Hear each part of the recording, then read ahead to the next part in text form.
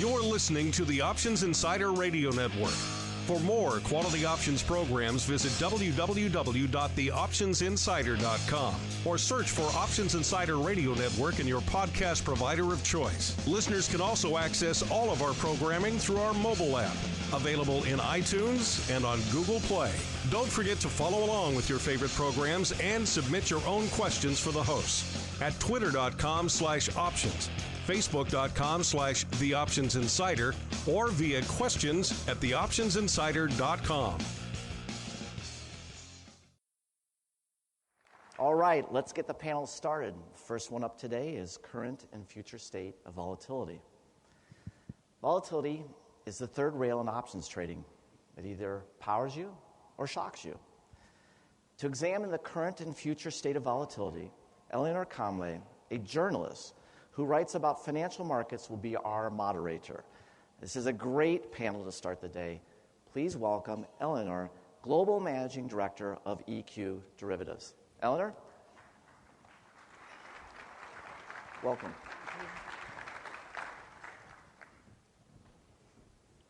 Good morning, everyone. I have to say, when I saw that we were going to be on at 8:15 in the morning, I was a little nervous. So I'm very grateful that you're all here. Give yourselves a mental pat on the back for your early rising. And we're going to be talking about a pretty broad topic, the current and future state of volatility. And we thought, just to get the adrenaline pumping this early, we would kick off by talking about the market environment since the February 5th volatility spike. So I'm going to ask each of the panelists what, in their view, happened then. And I also want to hear what your outlook is for vol going forward. So I'm going to start with Rob. Should we introduce ourselves? Yes, that would be a great start. We throw that out there.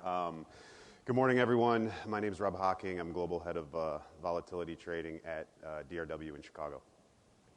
I'm Euan Sinclair. I'm a founder and partner at Talton Capital Management. We're a volatility trading hedge fund. I'm Aash Vyas. I work for Pier 88 Investment Partners out in San Francisco, and we're a volatility and convertible hedge fund. All right, excellent. Thanks for reminding me.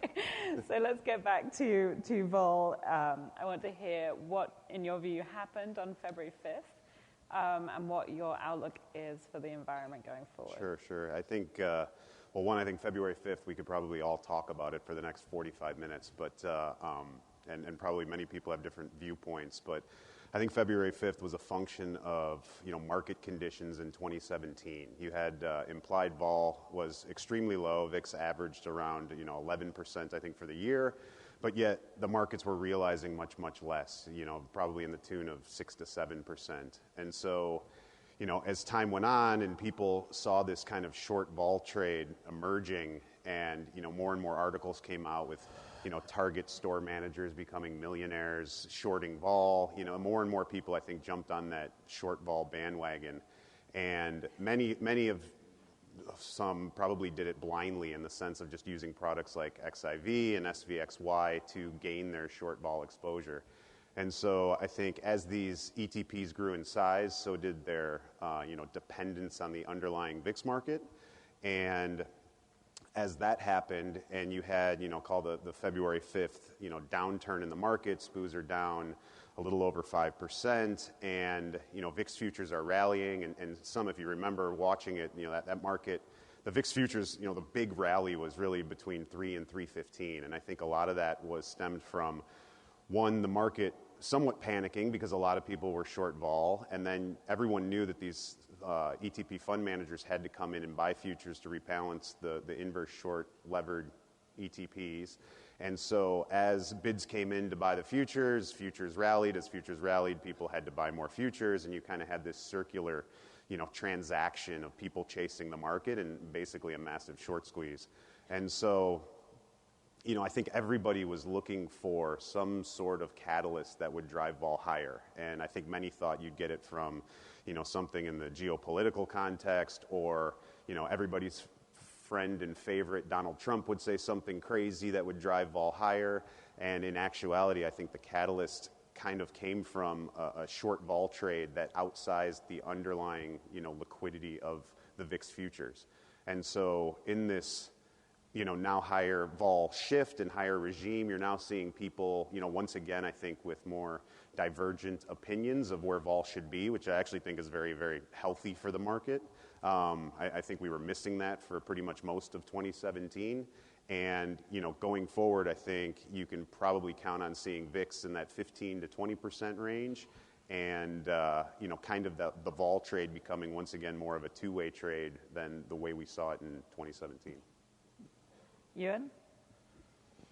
Yeah, there's that line from Anna Karenina about happy families all being alike, unhappy families all being unhappy in their own way. And high vol periods are like unhappy families. When the market's quiet, it's really easy to say why it is. It's because nothing's happening. But all the high vol periods that I've ever seen have been something different. And so you always have to have these conversations. And I'm never going to be able to say, oh, I've seen this before. And this was really a strange case. It was kind of an endogenous market structure issue. Because if you look at how much the S&P went down relative to how much the VIX went up, the VIX move was wildly out of proportion. And as Rob said, it was largely driven by rebalancing of these ETNs. The strange thing for me is why it hadn't happened before. This could have happened a long time ago. I don't entirely buy the argument that it was just because open interest had got higher. I would really like to talk to the people who were doing the rebalancing, because I've never seen things get this out of whack before.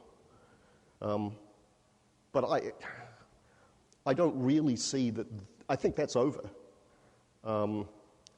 So if volatility is going to stay high, it's going to stay high for different reasons. And I think we've seen that since then. Aash, what's your view on what happened on February 5th? Well, I'd reinforce what Rob and Euan had to say.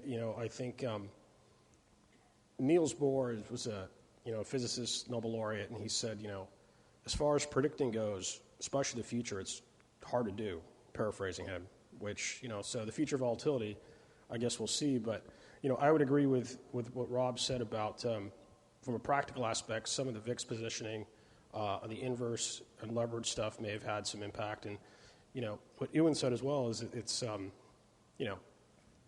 it's historic. And the thing about the historic aspect of it, maybe it makes sense to put this in a historical context. Like if we're talking about the S&P and the VIX and what happened on February 5th, and even for the first quarter of 2018, the long-term average of 1 month S&P volatility is about 15. And, when we think of history, I just saw that Churchill movie that came out, and I think, okay, that's history, or something I see on the History Channel where everything's in black and white. Like, that's real history. What we're living right now isn't history. At least, in the context of vol, for our industry, it was a pretty historic day and a pretty historic quarter.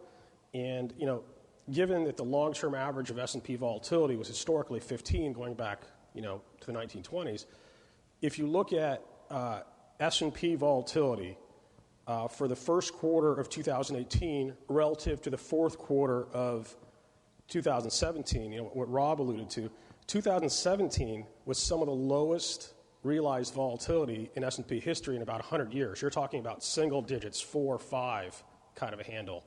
And what we saw in the first quarter of 2018 was that tripling by over 3.5. To put that in a historical context, even though we didn't necessarily have some of the geopolitical, events that we thought, in the past 70 years, this kind of expansion, quarter to quarter, has only happened twice. The first time was the Cuban Missile Crisis, and the second time was the 87 crash. So it was, while the overall magnitude of was not extreme relative to what we've seen, the move peak to trough was historic. And specifically to February 5th, in VIX terms, it was the largest single-day VIX move in history. The VIX went from 17 to 37. So once again, to put that in historical context, so we can see, where it fits in. The only times, that it's been greater, for most of our careers was 9/11, and also when the Lehman stuff was going on in 2008. So, these aren't, broad, extreme levels, but from a historic context, there's some pretty historically significant moves on February 5th and the first quarter of 18 in general in respect to the S&P and VIX volatility. Yeah, and I would actually further add, just to illustrate even more, is kind of a rule of thumb in trading is S&P down 1%. You can kind of count on looking at, in normal market conditions, VIX cash up 1 vol point roughly. And that's kind of a rule of thumb that we follow. And in this situation, the S&P was down, I think, 5.4% at the end of the day, and the VIX cash was up 20 vols. So the magnitude of that move that we're all speaking to was just something, we had never seen before. It was pretty amazing. Mm-hmm. I mean, I've spent the last few months talking to people about February 5th. It seems like nonstop. And one of the other features of that period that people have brought up to me, several people have kind of drawn out the fact that they were very surprised that liquidity tightened up since that period or around that period as well. And so I would like to know what your experience has been with liquidity recently. Euan, do you want to start? Yeah, honestly, I'm a little baffled by this because the 4 market-making firms that I know intimately all did really well on that day.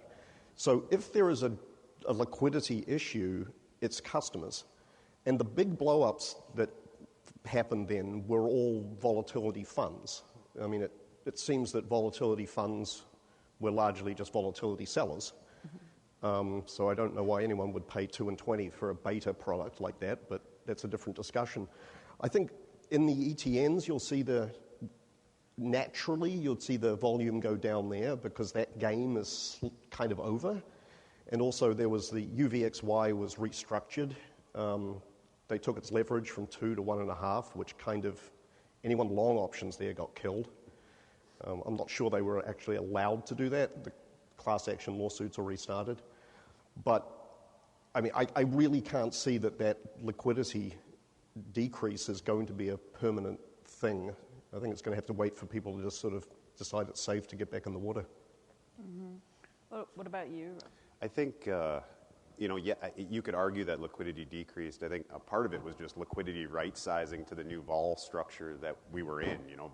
Vol's much higher, liquidity is going to widen out. It has to. You have to reprice the risk that you're trying to lay markets in. But I also think it was a function of kind of the liquidity provider profile changing over time. If you go back to when times were, market distress, and you look at 2008, bank prop firms would step in, or bank prop trading desks would step in and kind of set floors and ceilings where they saw, pricing and where it should stop. And with that, obviously, they have the capital to do so, and they could inventory these massive positions because they would just take a stand. And over time, as more, kind of, I would say, scrutiny has come on banks for prop trading, a lot of that liquidity providing burden has fallen onto the traditional market-making firms. And those market-making firms obviously have different, incentives to provide liquidity. They have, they're generally less capitalized. They can't set those floors and ceilings that you otherwise would see banks setting. And therefore, I think markets are quicker to widen out in events like February 5th. And I also, though, think they're quicker to tighten up as everybody tries, markets calm down and everybody tries to get back in the game. Everybody starts carping each other, and those markets tighten very quickly. And so I think it's kind of twofold where, markets right-sized to the new vol regime, and then now it's a function of different people are providing the liquidity. Okay. Euan, you had? I just want to say I don't think these are traditional market-making firms. Like 20 years ago, there were hundreds of individual market makers. Now I think, 80% of the volume's done by the top 7 or 8 market makers? It's almost impossible now for an individual to get a equity market-making deal from a large bank. There are hardly any clearing firms. They just don't want to deal with small accounts. So we've got now the risk is now concentrated into a very small pool. We haven't seen it yet, but if one of these large market makers blow up, it's a very fragile ecosystem now. That's one of the things that actually worries me quite a bit. Mm-hmm. Less an end user blow up and more a market maker possibility. That's what you're saying.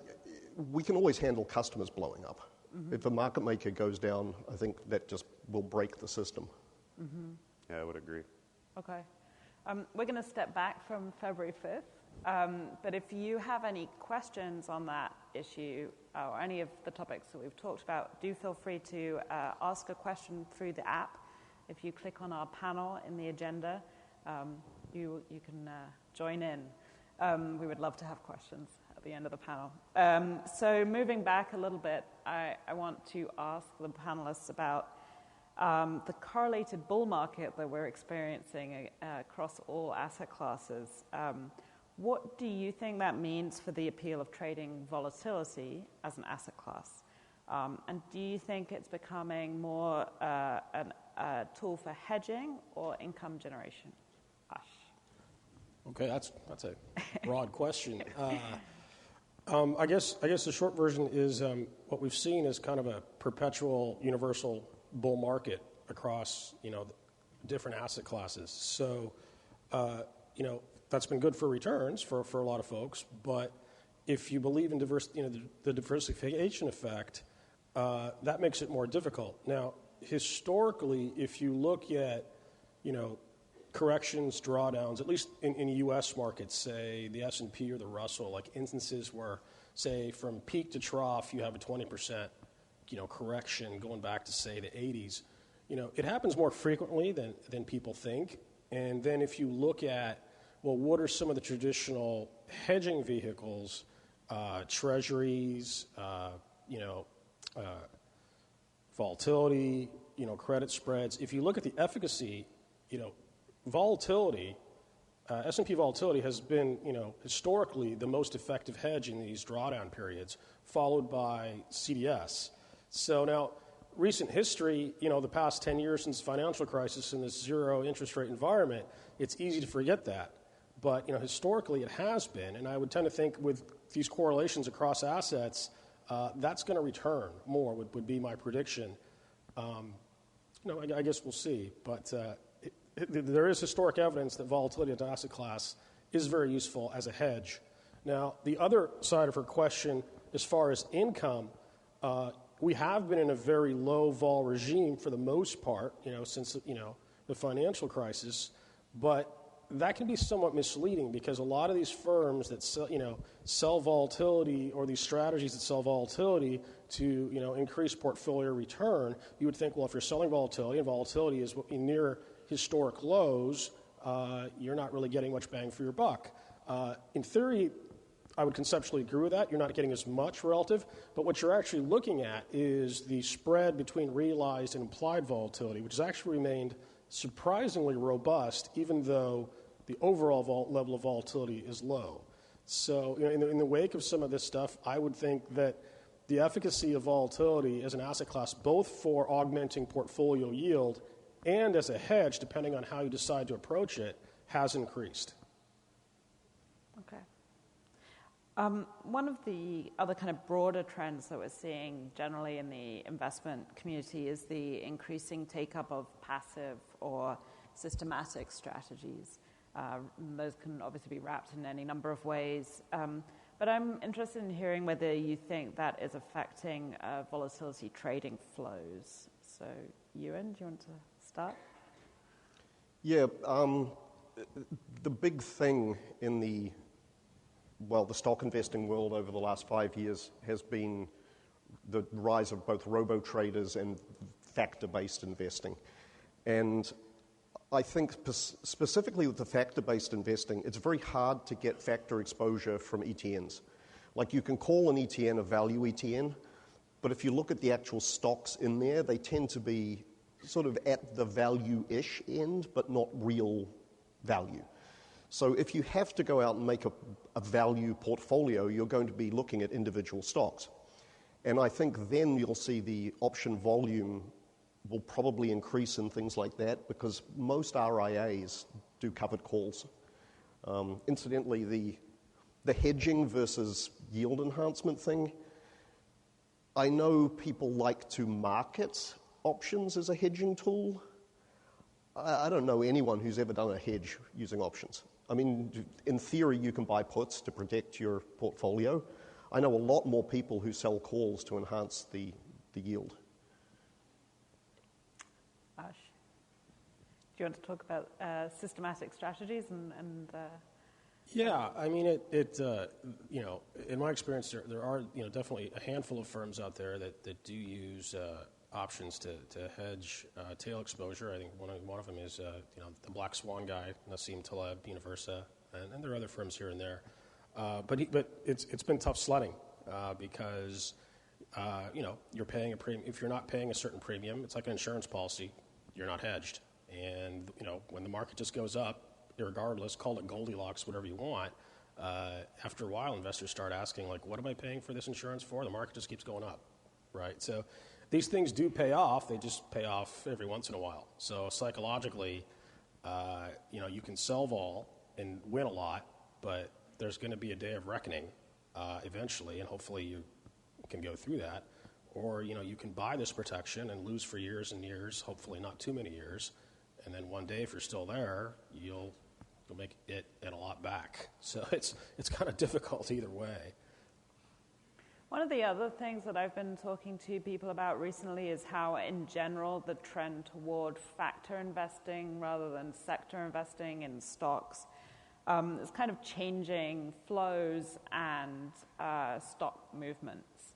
And so I'm kind of interested in also asking you whether you think that this systematic trading or factor-based trading is affecting pricing for single stock options. Aash, do you want to have a crack at that one? Yeah, I think it clearly has an impact, but I'm not sure if it's cyclical or a sea change. I think maybe the broader question, and I'm perhaps not as focused on this as some of the other panelists, is this passive versus active. It's a cycle. I mean, it's really easy to ask, an uninformed, risk-adjusted question about, well, why should I pay a hedge fund fees, or why should I even pay for active management fees when I can just buy the index? And that's been the reality for recent history. But the reason, and the pushback, and I'm biased because I'm an active manager, is, well, what we're trying to deliver is consistent returns with low correlation to broad-based markets. So the short version is, you get a few more blow-ups like February 5th, and the passive stuff just won't be as attractive. But until then, it's tough sledding for active managers. Euan? Are we talking active managers in the vol space or in the equity space specifically?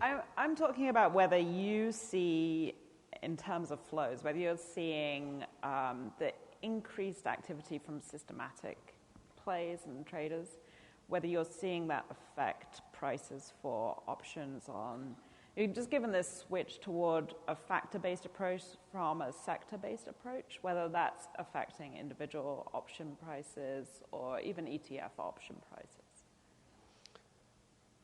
I think one of the problems with a lot of the factor-based strategies and translating them into options is that, say, if you've got a value portfolio, you typically look at value stocks, and the options are just very unappealing. So the bid-ask spread's very wide in those because they're typically very low volatility. So, the factors are small size, tough to do options in small size. Value, often very low volatility. Low volatility is another factor in itself, so putting those stocks again, it becomes hard to do the options.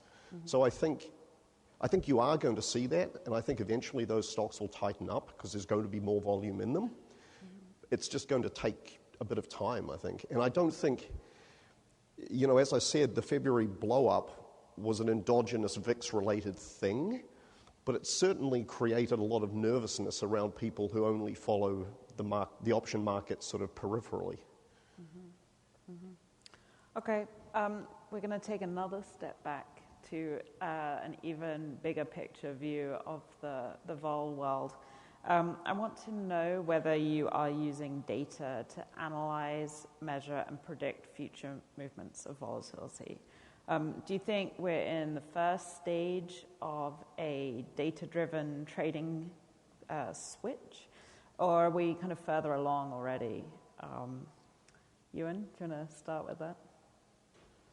Well, I think it's going to be very different between all of us. I'm actually becoming more convinced that past history tells us very little. We don't know much about volatility at all. Like, the VIX has only been around since 1990. You could only trade it since 2004. The options we know even less about. And we know all of that data is, you think, oh, we've got 27 years of data, but you've got it in a very specific regime. We've had a world where politically things have been very stable. The Berlin Wall's gone down. Interest rates have been low and declining. Inflation's been low. I think we really don't have 27 years worth of data. I think realistically we've got like one data point that's lasted for 27 years. So I'm becoming much, much less convinced about data, and I'm looking for trades that are based on something that's been around for 80,000 years, which is human psychology. So I'm tending much more towards the behavioral finance aspect of things. Aash, what about you? Yeah, I couldn't agree more with him. The problem with more data is it can be overwhelming, and you can, first of all, correlations are tricky things to start with, and then trying to infer causality from that, you can come up with some pretty, ridiculous correlations if that's what you're actually looking for. So the behavioral finance or the psychology of this, I think eventually, yes, has data changed the environment? Yes, will it have an impact? But I think it's less pronounced. I mean, if there are only one or two market participants who have this, perhaps they have an edge in it. But it's pretty much, big data is, the cost of it and the availability is pretty much available to most of the market participants. So I do think its value is going to be discounted relative to just going back and studying human nature and behavioral psychology. Yeah, I mean, I would agree as well. I think although most, I would say, in this room, thrive on data. We all want it. We all want more of it. Whether it's I make a living from it. Yeah, whether it's useless or not, we want more of it. And whether it's tracking order routing or it's historic volatility levels or the more you can get, I think the better. I do think sometimes, as both of them alluded to, it can cloud your judgment on trades that you're making. But yet we still want it, and we still want to analyze it, and we still want to figure out, or many of us are in the job of trying to predict the future, and the only real handle we have is to use past data to try to do that. And so I do think there's a place for it, but to Euan's point, human psychology, I think, is the more attractive trade, and it comes to, trying to look at, and I think trying to understand, especially from, my past is more in the liquidity providing, even floor trading community, is I think we've historically done a poor job of trying to understand what the end user is doing with these products and why they're using these products. We just go down to the floor and we lay two-sided markets, and when vol spikes, we widen them, and when vol comes in, we narrow them, and you just kind of go through the motions. But the more you can use data to try to understand what that person is doing on the other end and that end customer is doing, I think that's the value, because it gives them insight to their psychology and gives you insight to say, okay, maybe we can benefit by providing the right liquidity to this person, but then also you want that person to win as well, if it's at all possible, because you need the ecosystem to keep moving forward and everybody to keep, doing well enough to where we have a market to trade. Yeah, market making's weird. I used to be a market maker as well. You are in the situation where you have the most data of anyone. You see every price on every exchange. So at a micro level, that data is useful to you because you've got so much of it, you can predict for the next hour, that kind of thing. But the other strange thing about market making as a business is it's the only business I know where you don't have to get your own customers, because the exchanges do that, and they've done a pretty good job at it. The customers have come in. So market making it's a customer-driven business where you don't know anything about your customers, which is sort of odd. And the other problem, I think, with big data, though, is it's part of the reason why it's become so hard to be a market maker. It's just really expensive getting all these feeds in and the high-frequency data and the lines you need to generate it and that kind of stuff. I think Euan makes a good point on like you said, the time requirement around market making and how short-lived it is. And I think some of that's actually spilled over to the vol community and just watching the way vol's trading now. You know, it's back in 2008 when the crisis hit, you know, the short vol squeeze that happened was much longer dated vol. You were looking at 9 months out, even 12 months, and even some of the portfolios at the banks where you were looking at 10-year vol that was getting squeezed. And now the short vol world has become so near dated and up on the curve that you now have, you know, weekly bets, in some cases daily bets, and data around a daily bet, I think, is more useful than this long-term stuff that we're talking about. And so, you know, the time horizon of a lot of these trades has moved so close that in some situations, even in the short vol one, you see, you know, people selling vol, and if they get pinched on a trade, well, that just becomes a new level to sell and a new way to now increase and make up for the money you just lost in the previous one. And it just moves farther and farther up the curve. Trades are having less and less duration, to which maybe you can stem more value from some of the data. Yeah, I think this sort of alludes to something Aash said earlier. The variance premium at low vol is actually really high. Like you get the most juice for selling options when vol is low. The problem is, and this goes even to the short-dated options, when vol is low, your gamma is really high. So managing short vol at low volatilities is extremely difficult. And it's like driving a race car on ice. You can go really fast, but as soon as things get out of control, you've spun before you've even got a chance to do anything about it. And I think that in particular was why one of the big hedge funds, short vol funds, blew up, is because they were yield chasing, and as a result, they needed to sell more and more options at shorter and shorter dates. So, you know, you can handle a volatility spike if it's just vol, but if it's gamma, you're going to die. That's a good point. All right. At this point, I want to check in quickly and see if there are any questions for the panelists. All right. Stunned everybody. So the other question that I wanted to ask was about whether there are any innovations in terms of instruments for trading in the options world or straight vol world that you're looking forward to. Rob and Euan, I know you had some good ideas about this. Do you want to start, Rob? Sure. You know, we've touched on it a few times on the panel here. Is one thing that we're very interested in is kind of the concept of listed variance. It's something that's, you know, been a passion of DRWs and more importantly Don's, is taking, you know, some of these over-the-counter products that are somewhat standardized and moving them into the more listed format.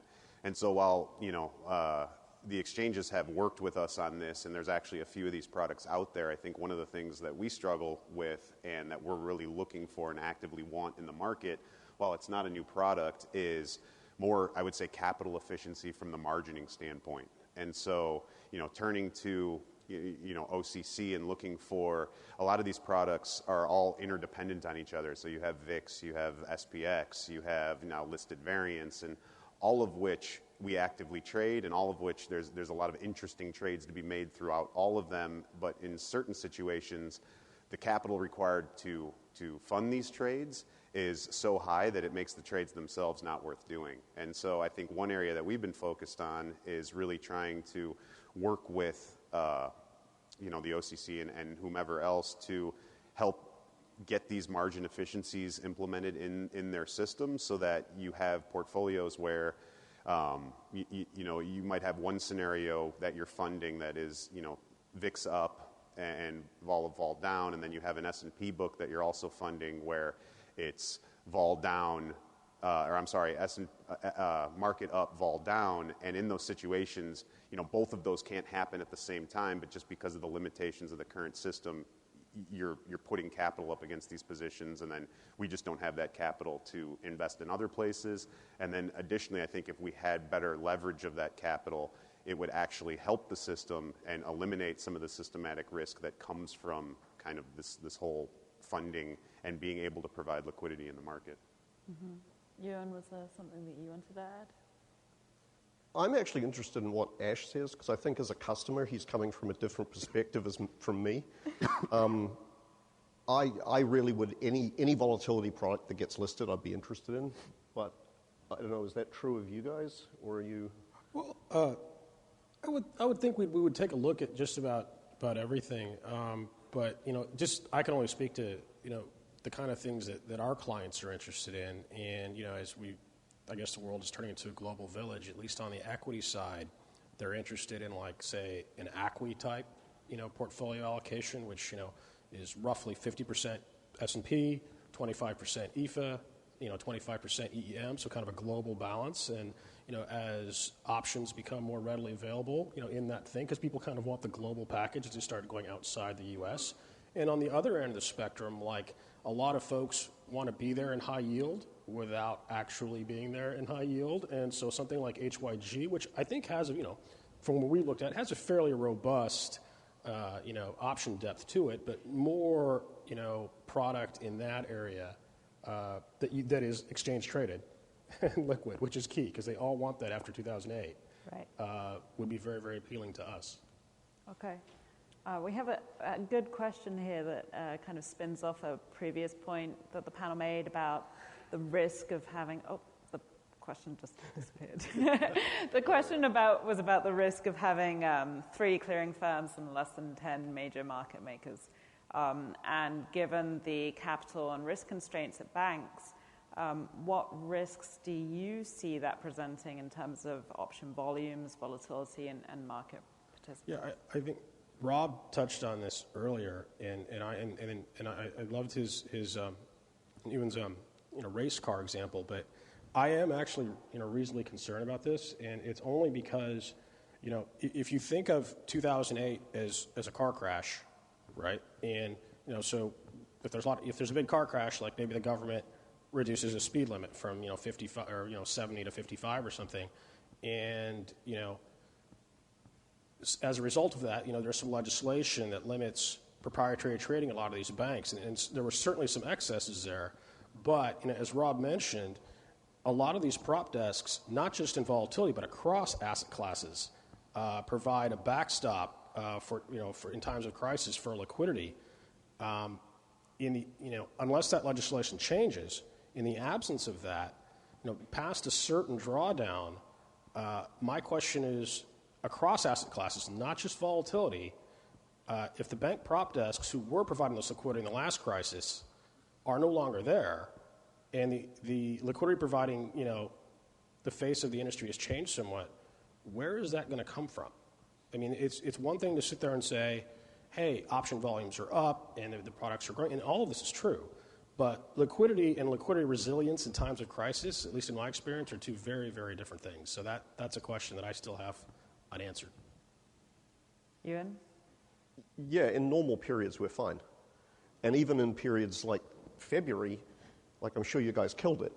So I'm not so much worried about that as some sort of unforeseen blow-up. Because if you're a decent market maker, you're never going to go out of business for something that you think could happen. Right. It's something crazy that might happen.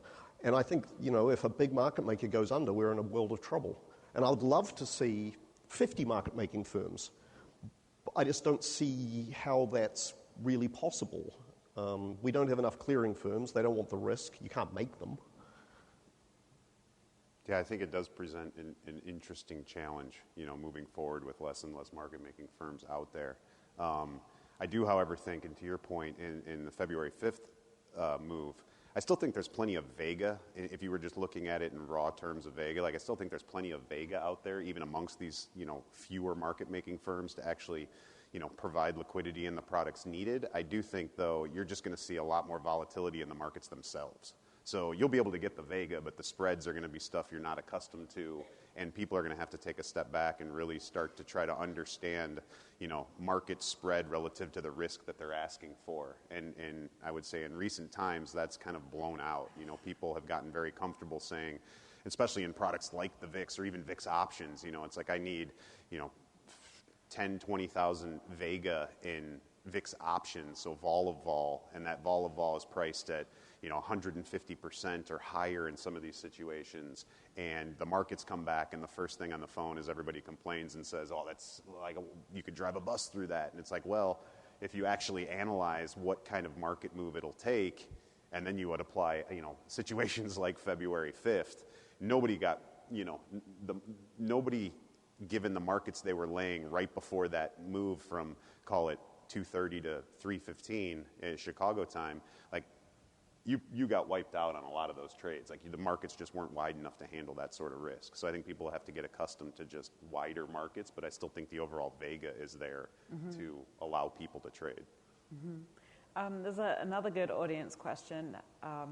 Do you see similarities between the end of day Feb 5th VIX explosion and the way portfolio insurance was cited as a contributing factor way back in 1987? And if so, there's a follow-up to this question.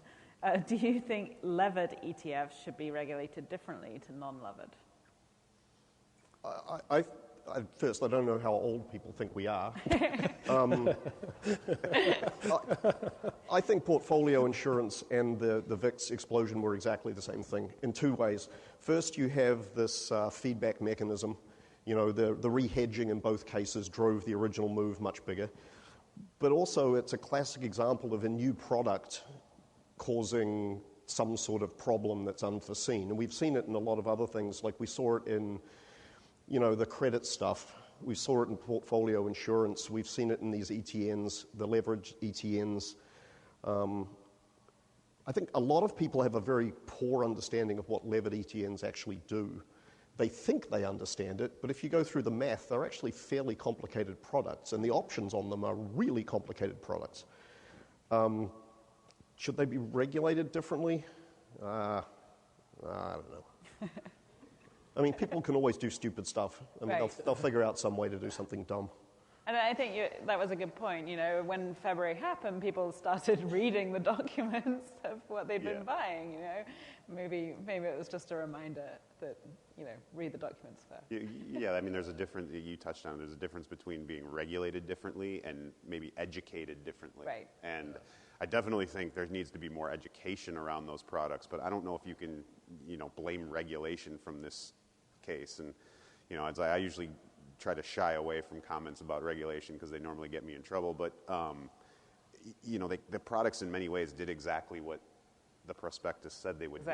So I don't, from a pure law regulatory, regulated standpoint, I don't know what you could have asked.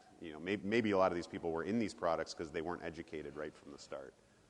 Aash? Yeah, I would agree absolutely with both of them that regulation, I don't know. But these products, especially like something like the VIX, like you got to do your homework on this stuff because even if you've been in the industry for a long time, some of this stuff can be kind of like puzzling to think through. Like the VIX itself is a derivative on a derivative. Then you go out another month and it's another derivative on a derivative, and then you have an inverse times 3. It's like sometimes you got to scratch your head and say, what do I really have here, right?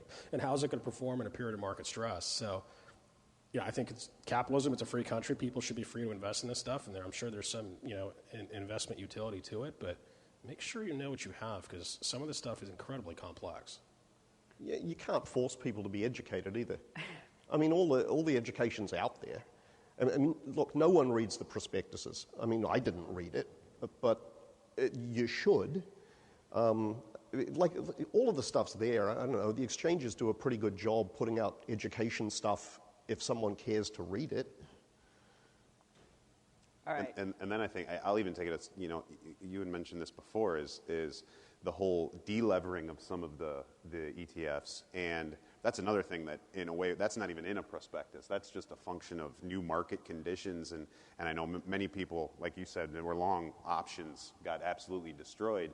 But at the same point, when you start looking at the market condition that happened and now the margin requirement to hold the futures for these products was so large that it would actually put the fund out of business, there was nothing they could do besides reduce leverage. So it's kind of like rock in a hard place. What do you do? Either we shut down the fund because we don't have enough money here to cover the margin requirements because margins doubled overnight on VIX futures, or we need to reduce the leverage and somebody takes pain and we try to figure out the best way to move forward.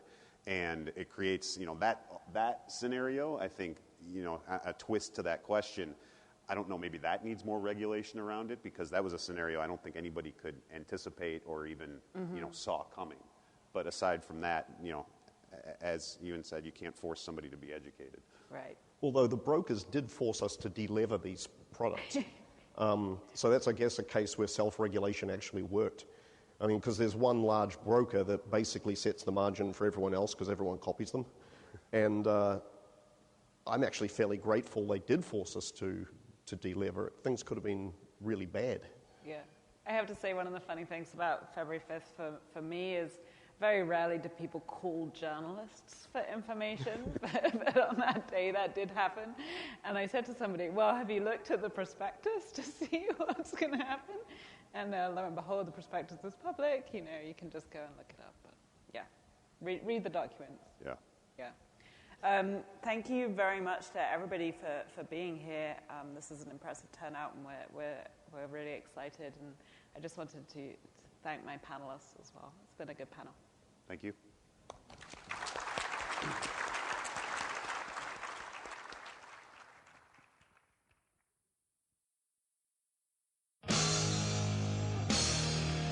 The preceding program was a production of the Options Insider Radio Network. For more quality options programs, visit www.theoptionsinsider.com or search for Options Insider Radio Network in your podcast provider of choice. Listeners can also access all of our programming through our mobile app, available in iTunes and on Google Play. Don't forget to follow along with your favorite programs and submit your own questions for the hosts at twitter.com/options, facebook.com/theoptionsinsider, or via questions at theoptionsinsider.com.